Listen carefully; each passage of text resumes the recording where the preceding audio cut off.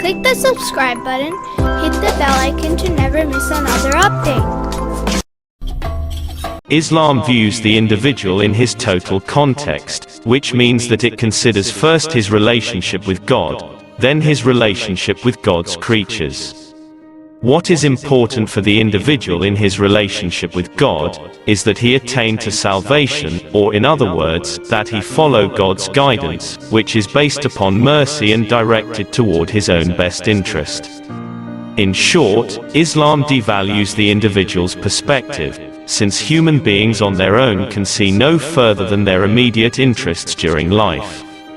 But this devaluation of individualism is not a devaluation of the individual. On the contrary, it raises him to the ultimate pinnacle of importance, since everything is directed toward his happiness in the next world. The rights of your blood relatives are many. They are connected to you in the measure of the connection of the blood relationship. The most incumbent upon you is the right of your mother, then the right of your father. The right of the mother.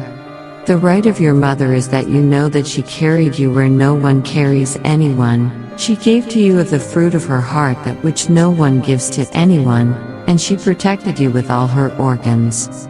She did not care if she went hungry, as long as you ate, if she was thirsty, as long as you drank, if she was naked, as long as you were clothed, if she was in the sun, as long as you were in the shade.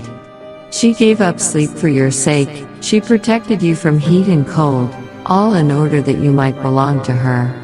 You will not be able to show her gratitude, unless through God's help and giving success. The right of the father. The right of your father is that you know that he is your root.